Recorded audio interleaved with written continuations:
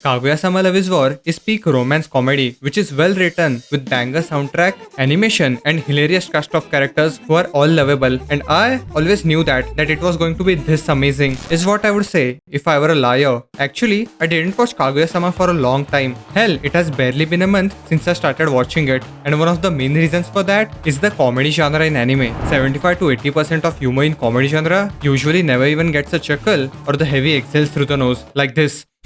And hey, I'm no second coming of Charlie Chaplin, but even Among Us memes are funny than most of this shit. And that is because almost every comedy anime is attached with romance or ecchi genre. And then we get the same fucking tropes. Yes, tropes, not jokes. The usual guy accidentally touching boob and getting slapped, walking in naked, or the classic anime pout girl faces, which is most of r/anime memes. Come on guys, you can do better. But that's not the only thing. Most rom-com will always do the dance of will they won't they, which one will he pick, and drag on for quite a while. And hey, I eat that shit up. I read all of fucking Nisekoi and liked it. But sometimes too much of the same shit with same dragging the arc out thanks to the same old confusion or the third wheel trope really gets on my nerves. I'm looking at you, rent a fucking girlfriend. Fuck you. But when I watched Kaguya-sama, oh boy, the humor was top tier. The character chemistry was amazing. The way voice actors delivered lines, it felt like they were actually having fun with banger animation and amazing romance story, which will leave you grinning ear to ear with the final episode of season 3 when they whoa.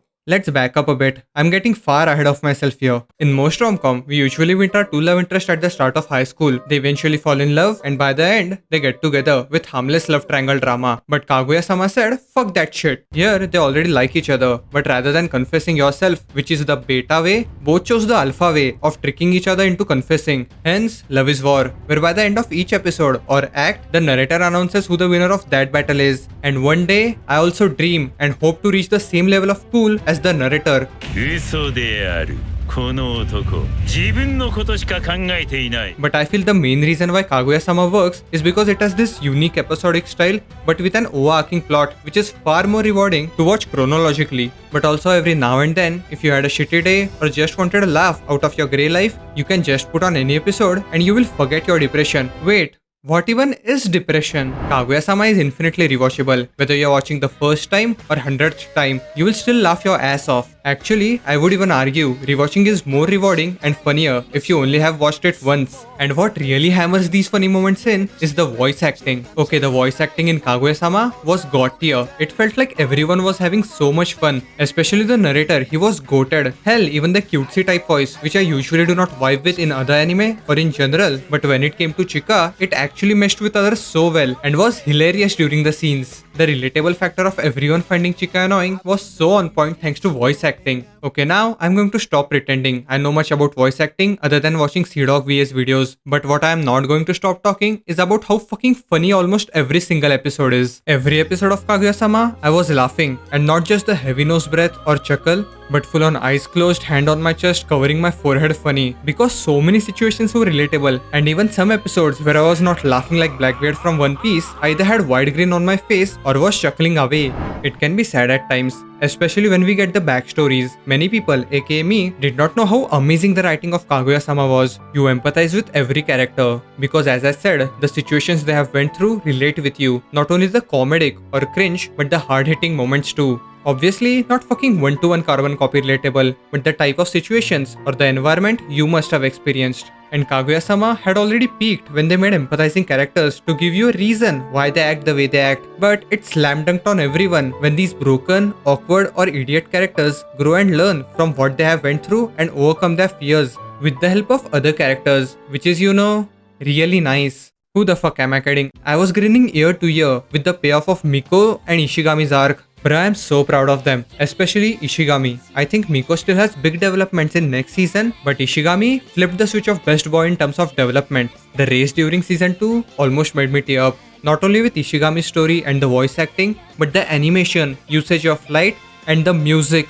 Oh my god, the music. Can we just take a minute and talk about music? I think Kaguya-sama is one of the most underrated music, and I'm not talking about openings which are obviously bangers, but I'm talking about OSTs. Obviously, most of them don't really stand out, and they're not even supposed to because it will ruin the punchline. But when the scene hits, bruh, the music carries. Especially when the scene is paired with this OST. That OST do be hitting different after every big scene. At first during the fireworks, then Miko's scene, the relay race scene, and then during the final 1 hour episode of season 3, which was the confession. Everyone knew one of them was going to confess, but the way every piece was put together, the chocolate, the layering, the cream, everything was top tier perfect. But to top it off with a kiss was like an unexpected cherry on top. I swear to god, during that moment, I was happier than Miyuki and Kaguya themselves. I was grinning ear to ear like an idiot for the final 15 to 20 minutes, and I can say the ones who watched me during that time period are definitely going to keep their distance from me. And I think the reason why everyone loved that scene so much was thanks to the build up. And I'm not talking about the 1 hour episode or the school festival, but the build up from season 1. And the best way I can get this through is by talking about difference between shitting and pissing.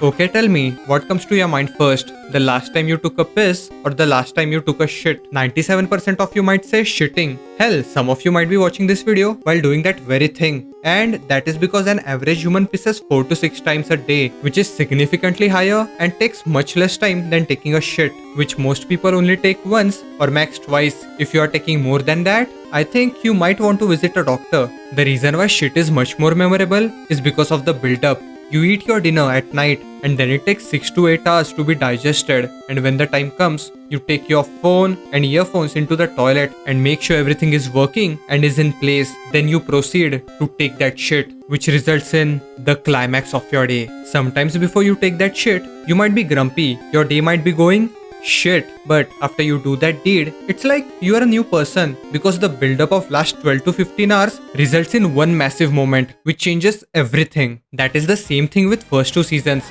We are all leading up to that one fantastic top tier moment and making this anime a timeless classic, which resulted in dethroning Full Metal Alchemist from that #1 spot. Okay, now in the spirit of Kaguya-sama, which is mainly a comedy anime, let's look at the salt outbreak and laugh at it. The toxic kids. Shit anime, shit story, shit bullshit. No, please FMAB fans, take this down. Vote Kaguya-sama 1 star. We can't let this go on. FMAB is the best anime. We can't let this go on.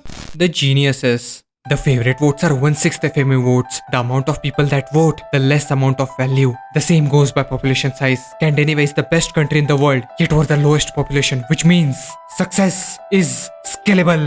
The ones who are high, I had the best dream. I was in the FMAB world and was performing alchemy with Ed and made these really cool statue things while eating apple pie. The revolutionaries. Everyone, I call on to every unit to prepare for fight. As you have probably noticed, there is currently a battle between Brotherhood fans and Kaguya-sama fans. We must profit from this. Bomb that Brotherhood shit with all you have got. If we for now unite with Kaguya fans, we can bring them down for good. Of course, we will make sure we take the first place and leave Kaguya behind. But Brotherhood should suffer heavy casualties. Shinzo was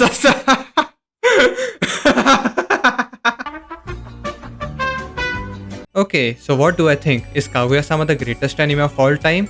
No, but who cares? It only matters if you liked it, and I loved it. Actually, I was not even making this video. I was making a video about solo leveling, but after watching the final scene, I was just so giddy and couldn't focus on anything other than Kaguya-sama. So I left that video halfway done and started working on this one. So most likely next week, tune in for a solo leveling video. Also, subscribe. It only takes a second and you can unsub later on if you don't like it. Till then, you can watch this video. It is good and I plan on seeing you there.